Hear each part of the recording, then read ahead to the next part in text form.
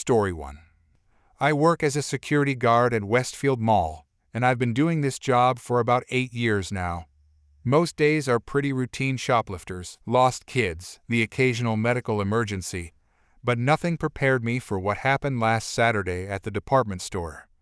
I was doing my usual patrol when I heard screaming coming from the women's clothing section. Not just any screaming, the kind that makes your blood run cold and sends every alarm bell in your head ringing. I radioed for backup and sprinted toward the sound. The chaos was centered around the fitting rooms at the back of the store. A crowd had gathered, and I could see store employees trying to calm down what looked like a woman having a complete meltdown. As I got closer, I realized the screaming was coming from a blonde woman in her 40s who was holding a dress and yelling at the top of her lungs. "Karen, this is mine. I saw it first. Nobody else can try it on." Store employee: "Ma'am, please calm down. There are other dresses in different sizes." Karen: "I don't want other dresses. I want this one. It's my size and my color." That's when I noticed another woman standing near the fitting rooms, looking absolutely terrified. She was younger, maybe in her 20s, and she was clutching a torn piece of fabric that looked like it used to be part of a dress. "Me, what's going on here?" The store employee, whose name tag reads Sarah, looked relieved to see me. "Sarah, this customer became aggressive when she saw another customer trying on a dress she wanted. She forced her way into the fitting room and grabbed the dress while the other customer was wearing it." I looked at the young woman again and noticed she was holding her arm awkwardly. The torn fabric in her hand was definitely from a dress, and there were red marks on her shoulder. "Me, are you hurt, miss?" "Young woman, she pulled the dress right off me. I think she scratched my arm when she grabbed it." My partner arrived just as Karen started yelling again. "Karen, I was here first. I put that dress on hold yesterday, and this little thief tried to steal it." "Sarah, ma'am, we have no record of any holds on that dress. It was on the regular rack this morning." "Karen, you're all incompetent. I specifically told someone to save it for me." I pulled Sarah aside to get the full story. According to her, Karen had been in the store for about an hour, looking through the dress section. When she saw the young woman go into the fitting room with a particular dress, Karen waited outside the door and started demanding she come out.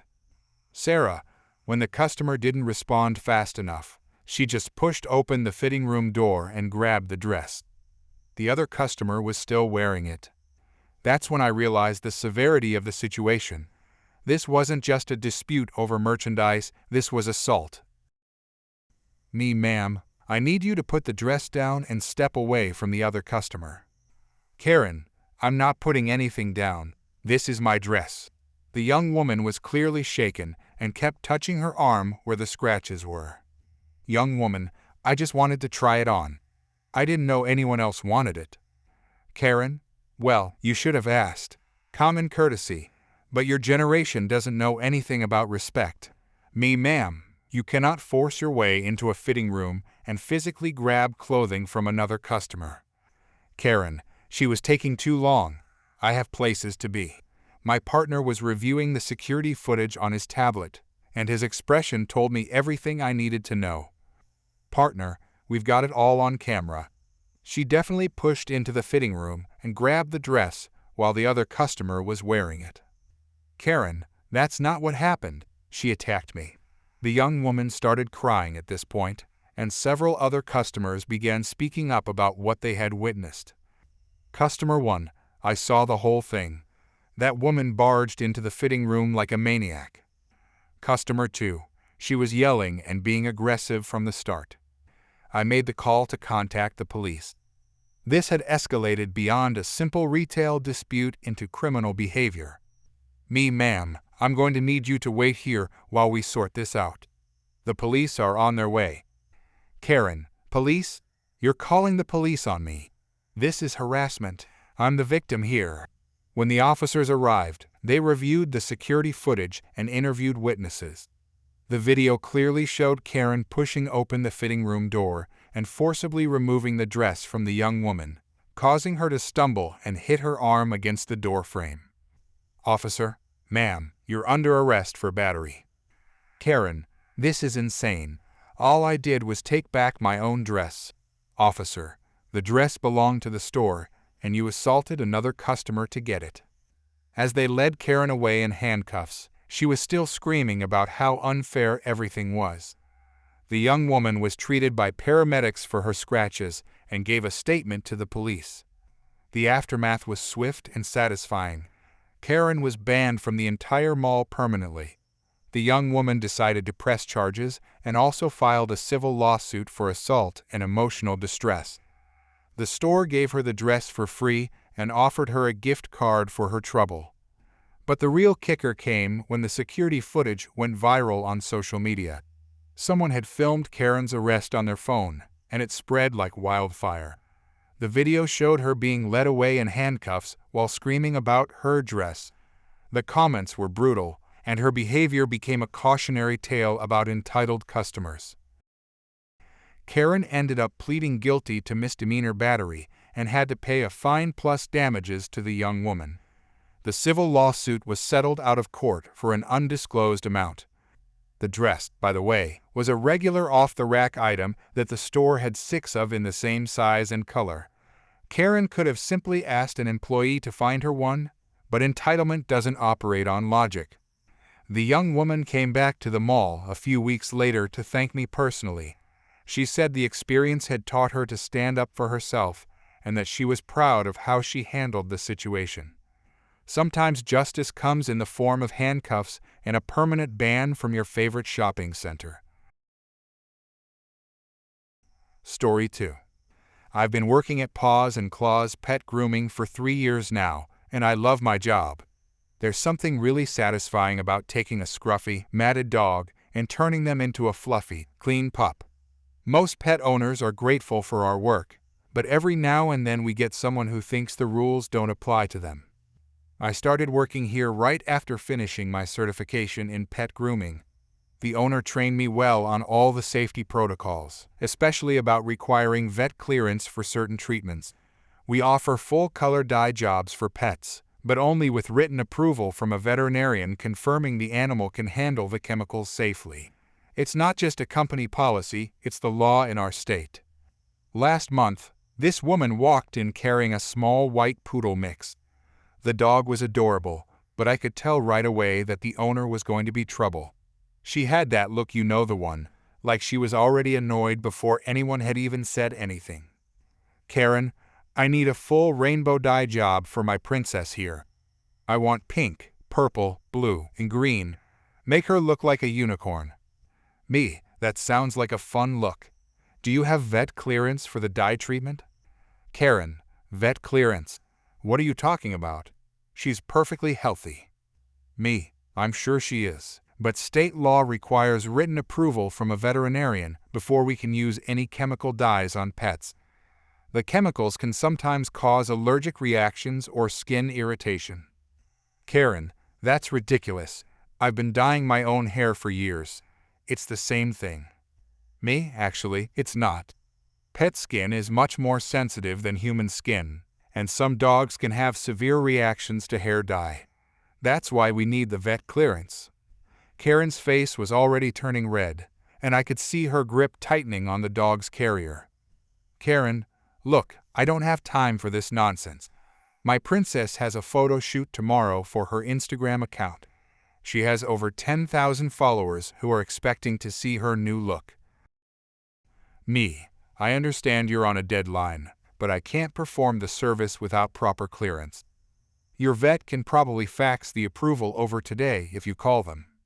Karen, you people are all the same, always trying to squeeze more money out of pet owners with unnecessary procedures. My princess is perfectly fine. Me, ma'am, this isn't about money. Most vets don't charge for these clearance letters. It's about keeping your pet safe. Karen, I demand to speak to your manager. Me, I am the manager on duty today. The owner is out, but our policy is the same regardless of who's here. That's when Karen completely lost it. She started screaming about how her princess was special and deserved the best treatment. Other customers in the waiting area were staring, and some of the dogs started getting anxious from all the yelling. "Karen, fine. If you won't do it out here, I'll find someone who will." Before I could stop her, she pushed past me and barged through the door marked "Staff Only" into our grooming area. This is a huge safety violation. Customers are never allowed back there when we're working on animals. "Me, ma'am, you cannot be back here. Please return to the waiting area immediately." But Karen wasn't listening. She was looking around wildly, still holding her dog, when she spotted my coworker working on a large golden retriever. "Karen, you, die my princess right now. That other girl is being completely unreasonable." My coworker looked up, startled, and that's when disaster struck. The golden retriever, spooked by Karen's sudden appearance and loud voice, tried to jump off the grooming table. The safety harness caught him, but he slipped on the wet floor and fell hard on his side. The dog yelped in pain, and his owner, who was waiting in the front, came running when she heard the commotion. The golden retriever was limping and clearly hurt. "Me, that's it. You need to leave right now, or I'm calling the police." "Karen, you can't kick me out. I'm a paying customer." "Me, you're trespassing in a restricted area and you just caused an injury to another animal. Leave now." "Karen, this is discrimination. My princess deserves the same treatment as every other dog." I grabbed my phone and dialed 911. When Karen saw me talking to the dispatcher, she finally seemed to realize she'd gone too far. "Karen, you're going to regret this. I'm calling the news. Everyone's going to know how you treat customers here." The police arrived within 10 minutes. Officer Johnson, who we'd worked with before on other incidents, listened to both sides of the story. The security camera footage clearly showed Karen barging into the restricted area despite being told not to. "Officer Johnson, ma'am, you're being cited for criminal trespassing and animal endangerment. The business has the right to refuse service, and you have no right to enter staff-only areas." "Karen, this is insane. All I wanted was to get my dog groomed." "Officer Johnson, you were offered service with proper documentation. When you chose to break multiple laws instead, you created this situation." The golden retriever's owner was furious and said she was considering pressing charges. Her dog ended up needing X-rays and had a sprained shoulder from the fall. But the worst part for Karen came 2 days later. Someone had called animal control about the incident, and they decided to investigate her pet care practices. It turned out that Karen had been trying to dye her dog's fur at home using regular human hair dye, which had caused severe chemical burns on the poor animal's skin. The dog was immediately removed from Karen's care and taken to the emergency vet. After treatment, animal control placed the dog with a rescue organization that found her a new home with a family who actually cared about her well-being rather than her Instagram potential. Karen ended up paying over $800 in fines, plus veterinary bills for both her own dog's treatment and the golden retriever's injuries. She also got banned from every pet grooming business in town after word spread about what happened. The whole thing could have been avoided if she'd just been willing to get a simple vet clearance letter. Instead, her entitled attitude cost her dog, her money, and her reputation. Sometimes people create their own worst consequences. Story 3. I've been working as a Transportation Security Administration agent at the airport for 8 years now. I've seen everything from people trying to smuggle live chickens to passengers attempting to bring full-size swords as ceremonial items. I thought I'd encountered every possible type of difficult traveler until last month when I met the woman who would forever change my perspective on what constitutes unreasonable passenger behavior. The job isn't glamorous, but it pays the bills and comes with decent benefits. After my divorce 3 years ago, I needed stable work with good insurance for my kids. Most days are routine checking bags, operating the X-ray machine, and dealing with the occasional frustrated passenger who forgot about the liquids rule. I pride myself on being professional and helpful, even when people are stressed about their flights. It was a busy Thursday morning when I noticed a commotion at the security checkpoint. A woman was arguing loudly with my colleague at the baggage scanner.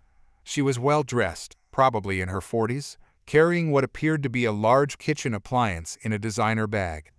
I could hear her voice rising above the normal airport noise. "Karen, this is absolutely ridiculous. I have documentation for my emotional support blender." My colleague looked confused and waved me over. I approached the woman, who was clutching a high-end blender like it was a precious pet. "Ma'am, I'm sorry, but we don't allow large electrical appliances through security. You'll need to check this item or leave it behind." "Karen, you don't understand. This is my emotional support blender. I have severe anxiety, and I can't travel without the sound of smoothies being made. It's medically necessary." She pulled out a crumpled piece of paper that looked like it had been printed from the internet. "Karen, here's my documentation. This blender is registered as my emotional support device." I examined the paper. It was clearly a fake certificate from some online website, complete with spelling errors and an obviously photoshopped seal. "Ma'am, emotional support animals are the only support animals recognized by the airlines, and they have to be living animals. Kitchen appliances aren't covered under any regulation." "Karen, that's discrimination. You're violating my rights as someone with a disability. I've been traveling with this blender for months." I seriously doubted that claim, but I remained professional. "I understand you're upset, but federal regulations are very clear about what can and cannot go through security. I can help you find information about checking this item as baggage." "Karen, I'm not checking my emotional support blender. It needs to sit next to me on the plane so I can make smoothies during the flight." The absurdity of the situation was starting to dawn on me. She genuinely seemed to believe that she could operate a blender during a flight. "Ma'am, even if this were allowed through security, which it's not, you couldn't use electrical appliances during flight. There are safety regulations about that as well." "Karen, those regulations don't apply to medical devices. This is discrimination against juicing culture." She was getting louder now, and other passengers were starting to stare. I called for my supervisor, hoping he could help resolve the situation. "Supervisor, what seems to be the problem here?" "Karen, these people are discriminating against me because of my emotional support blender. I'm going to sue this entire airport." My supervisor looked at the blender, then at the fake certificate, then back at Karen with barely concealed disbelief. "Supervisor, ma'am, we need you to either check this item or leave the security area. You cannot bring kitchen appliances through the checkpoint." "Karen, I'm not leaving without my blender. You can't make me." That's when she made the worst decision possible. She suddenly broke away from us and tried to run through the metal detector with her blender, pushing past the other agents. "Karen, I'm getting on that plane with my blender whether you like it or not." Alarms immediately started going off throughout the terminal. Within seconds, airport security officers surrounded her. She was still clutching the blender and screaming about her rights. "Security officer, ma'am, you need to stop moving and put your hands up right now." "Karen, this is assault. I'm being persecuted for my medical condition." They managed to restrain her without incident, but she continued yelling about discrimination and juicing culture while they handcuffed her. The entire security area had to be shut down temporarily while they processed the situation. During the subsequent search, they found she had multiple fake service animal certificates in her bag, apparently for different appliances. There was one for a coffee maker, another for a food processor, and even one for a hairdryer. It seemed she had been planning this scam for a while. The woman was charged with attempting to breach airport security and creating a public disturbance. The airline permanently banned her from all flights, and she was placed on the federal no-fly list pending investigation. After she was taken away, I found out from other agents that she had tried similar stunts at 3 other airports in the past month. Each time, she claimed different kitchen appliances were emotional support devices. Security footage showed her buying the fake certificates online just days before each incident. The whole terminal was talking about the blender lady for weeks afterward.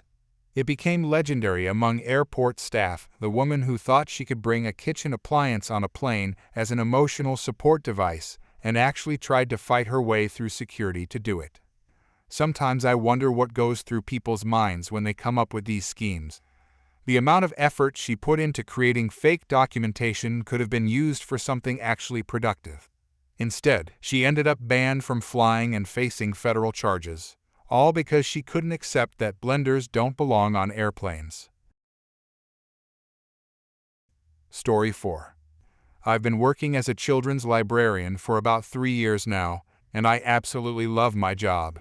There's something magical about watching kids discover new stories and seeing their faces light up during story time. I got into this field because I genuinely believe that reading shapes young minds, and I wanted to be part of that process. Every Tuesday at 3:30, I host storytime for kids ages 4-8 in our main library's children's section. It's become pretty popular over the years. We usually get about 15 to 20 kids with their parents or caregivers. I always try to pick engaging books that get the kids involved, asking them questions and encouraging them to make predictions about what happens next. Last Tuesday started like any other. I had chosen The Very Hungry Caterpillar because we were doing a whole week about transformation and growth. The kids were sitting in their usual circle on the colorful carpet, and I was just getting to the part where the caterpillar starts eating through different foods. And on Monday, he ate through one apple. But he was still hungry. What do you think he ate on Tuesday? The kids were all shouting out guesses: 2 pears, 3 plums, when the door to the children's section suddenly slammed open. A woman I'd never seen before stormed in, clutching what looked like a homemade book. She was probably in her mid-40s, wearing layers of flowing scarves and multiple crystal necklaces. Her hair was tied back in a messy bun with what looked like feathers sticking out of it. But it was her expression that immediately put me on edge. She looked angry and determined. "Karen, stop. Just stop right there." All the kids turned to look at her, and several of them scooted closer to their parents. The room went completely silent except for the hum of the air conditioning. "Excuse me, ma'am. We're in the middle of story time right now. If you need help finding something, the reference desk is just outside." "Karen, I know exactly what you're doing, and I won't stand for it anymore." She marched right into the middle of our circle, completely ignoring the fact that she was stepping around small children. "Karen, you're filling these innocent minds with corporate propaganda disguised as children's literature." One of the moms tried to intervene. Ma'am, this is a children's program. Could you please keep your voice down?" "Karen, don't you dare shush me. Your children are being brainwashed, and you're just sitting there letting it happen." She held up her homemade book, which I could now see was bound with what looked like hemp rope and had crystals glued to the cover. "Karen, this is Journey to the Sacred Mountain, and it's exactly what these children need to hear. Unlike this garbage you're reading, my book will awaken their third eye and connect them to their true spiritual purpose." The kids were starting to get scared. A few of them were crying, and several parents were gathering their children and heading toward the exit. Ma'am, I'm going to have to ask you to leave. You're disrupting our program and frightening the children." "Karen, I'm not leaving until these children hear some real truth. You've been poisoning their minds with stories about hungry caterpillars when you should be teaching them about chakras and energy healing." She actually tried to snatch The Very Hungry Caterpillar out of my hands. "Karen, this book promotes mindless consumption and materialism. My book teaches children how to transcend the physical realm and achieve enlightenment." More parents were leaving with their kids. The few who remained looked absolutely bewildered. "Dad, lady, they're 4 years old. They don't need to transcend anything. They just want to hear about a caterpillar." "Karen, that's exactly the problem. You're keeping them spiritually stunted with these simplistic stories when they could be learning about their divine nature." She opened her book and started reading in a loud, dramatic voice. "Karen." Little Moonbeam closed her eyes and felt the cosmic energy flowing through her small but powerful being. The ancient crystals whispered secrets of the universe as she prepared to meet the spirit guides of the sacred mountain. The remaining kids looked completely confused. One little girl raised her hand. "Little girl, what's a spirit guide?" Karen: "Oh, sweet child, spirit guides are the enlightened beings who help us navigate the astral plane. They're so much more important than learning about silly caterpillars." That's when I decided enough was enough. I pressed the button under the circulation desk that signals for security assistance. "Ma'am, this is completely inappropriate for a children's program. I need you to leave immediately." Karen: "I have just as much right to be here as you do. This is a public library, and I'm trying to provide these children with genuine spiritual education." She turned back to the kids, most of whom were now hiding behind their parents. Karen: "Don't let them keep you trapped in lower consciousness. Your third eye is trying to open, but books like this keep it sealed shut." Our security guard, who I'll call Jim, arrived just as Karen was getting into full swing about corporate literature suppressing natural psychic abilities. "Jim, ma'am, I need you to come with me. You're disturbing other patrons." Karen: "I'm not disturbing anyone. I'm trying to save these children from spiritual imprisonment." Jim: "You're scaring the kids and disrupting a scheduled program. Let's go." Karen: "This is discrimination against my spiritual beliefs. I'm being persecuted for trying to share higher wisdom." She clutched her book to her chest like it was some kind of sacred artifact. Karen: "These children deserve to know about their chakras and their connection to the universal consciousness." Jim: "Ma'am, you can discuss your beliefs somewhere else. You need to leave the children's section now." As Jim gently but firmly guided her toward the exit, Karen kept shouting back at the few remaining families. Karen: "Don't let them limit your children's potential. My book is available for purchase in the parking lot. $25 for enlightenment." Even as she was being escorted out, she was trying to sell her book. The audacity was just incredible. Once she was gone, I tried to salvage what was left of story time, but most of the kids were too shaken up to focus on the caterpillar story. We ended early, and I spent the next 20 minutes reassuring parents that this had never happened before. Later, Jim told me that Karen had been banned not just from our library, but from all public libraries in the city. Apparently, she tried similar stunts at 2 other branches, interrupting a puppet show and a craft session with her spiritual awakening presentations. The head librarian also mentioned that Karen had been trying to get the library system to carry her self-published book for months, and when they declined, she'd started showing up at children's programs uninvited. It's been 2 weeks since the incident, and our Tuesday story time is back to normal.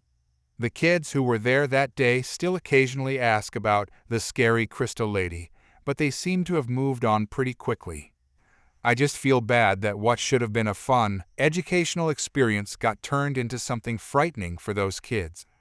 There's a time and place for discussing different beliefs and perspectives, but story time for preschoolers definitely isn't it. The whole thing has made me more aware of how important it is to maintain appropriate boundaries in children's programming. My job is to foster a love of reading and learning, not to provide a platform for adults to push their personal agendas on vulnerable young minds. Story 5. I work as a personal trainer at Fit Life Gym, and I've been helping people reach their fitness goals for 7 years. This job has taught me that everyone has their own struggles and victories, which is why what happened last Thursday evening made me so angry. It was around 6 p.m. during the busy after-work rush when I noticed a new member using the women's locker room. She was a young woman, maybe in her early 20s, with determination written all over her face. I'd seen her a few times over the past week, always pushing herself hard on the cardio equipment and working with the free weights. After her workout, she went into the locker room like everyone else. I was organizing equipment nearby when I heard raised voices coming from that direction. At first, I thought it might just be the usual locker room chatter, but the tone was getting increasingly hostile. That's when I saw her, a blonde woman in her 50s who'd been a member for about 2 years. She was standing near the benches, and from her body language, It was clear she was agitated about something. The young woman was sitting on a bench with a towel, carefully drying what I now realized was a prosthetic leg. "Karen, oh, please, you're just doing this for attention." The young woman looked up, clearly confused and hurt. "Young woman, excuse me?" "Karen, don't play innocent. Using fake props to get sympathy from people. It's disgusting." I couldn't believe what I was hearing. Several other women in the locker room had stopped what they were doing to stare. "Young woman, this isn't a prop. I'm an amputee. I lost my leg in a car accident 2 years ago." "Karen, sure you did. I've seen people like you before, faking disabilities for special treatment." The young woman's hands were shaking as she continued drying her prosthetic. I could see she was trying not to cry. "Young woman, why would anyone fake this? Do you have any idea how hard it is to learn to walk again?" "Karen, hard. Please, you probably take the elevator everywhere and get special parking spaces. Must be nice to have life handed to you on a silver platter." That's when other gym members started speaking up. A woman who'd been changing at the next locker overstepped forward. "Member 1, are you seriously mocking someone's disability right now?" "Karen, I'm calling out a fraud. This whole victim act is pathetic." "Member 2, lady, what is wrong with you? She's just trying to work out like everyone else." The young woman was now openly crying, still holding her prosthetic leg. I'd heard enough and decided to intervene. Ma'am, you need to stop this right now.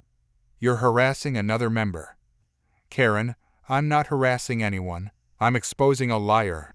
"Young woman, I can show you my medical records if you want. I have documentation from my prosthetist." "Karen, oh, I'm sure you have fake papers to go with your fake leg." The locker room had gone completely silent except for Karen's ranting. Other women were recording on their phones, clearly disgusted by what they were witnessing. Ma'am, I need you to leave the locker room immediately." "Karen, I'm not going anywhere. I pay good money to work out here, and I shouldn't have to deal with attention-seeking fakers." "Member 3, you're absolutely disgusting. That girl is braver than you'll ever be." "Karen, brave? She's a con artist." I radioed for management while the young woman finished putting on her prosthetic. She was still crying but trying to compose herself. "Young woman, I'm sorry everyone had to see this. I just wanted to work out in peace." "Member 1, you have nothing to apologize for. This woman is the problem." My manager arrived within minutes, along with security. They immediately escorted Karen out of the locker room while she continued her rant. "Karen, this is discrimination. I'm the victim here." Manager, "Ma'am, we need to review the security footage and have a conversation." "Karen, fine. But I'm not paying another dime to this gym if you're going to let frauds and liars run around." The young woman introduced herself to me as Sarah. She explained that she'd been a competitive runner before her accident and was working hard to get back into athletics with her prosthetic leg. "Sarah, I've been coming here because I'm training for a Paralympic qualifier. I never expected to deal with something like this. I'm so sorry this happened. That behavior is completely unacceptable. Sarah, I just don't understand why someone would think I'd fake this. Do they have any idea what it's like to relearn everything?" Several other members came over to offer their support and encouragement. It was heartwarming to see how the gym community rallied around Sarah. The security footage review confirmed everything we'd witnessed. Karen's membership was terminated immediately, and she was banned from the premises permanently. The footage showed her aggressive behavior and cruel comments clearly. But the real victory came the next week. Our gym management decided to organize a fundraiser for adaptive athletes in Sarah's honor. They called it Strength Without Limits and raised money for equipment and training programs for athletes with disabilities. Sarah was overwhelmed when they told her about the fundraiser. She ended up becoming a spokesperson for the event and shared her story with local news stations. "Sarah, I never thought something so negative could turn into something positive. This gym has become like a second family to me." The fundraiser raised over $15,000. Sarah used some of the money to upgrade her prosthetic equipment and donated the rest to help other amputee athletes get the gear they needed. Karen tried to return to the gym several times, claiming she'd been misunderstood and that her membership cancellation was unfair. Each time, security escorted her off the property. The best part was seeing Sarah's progress over the following months. She qualified for the Paralympics and went on to win a bronze medal in her event. The gym now has her medal displayed in the front lobby, along with a plaque dedicating the space to adaptive athletes. Karen's cruelty had backfired spectacularly. Instead of tearing someone down, she'd inadvertently helped build something beautiful, a community that celebrates strength in all its forms.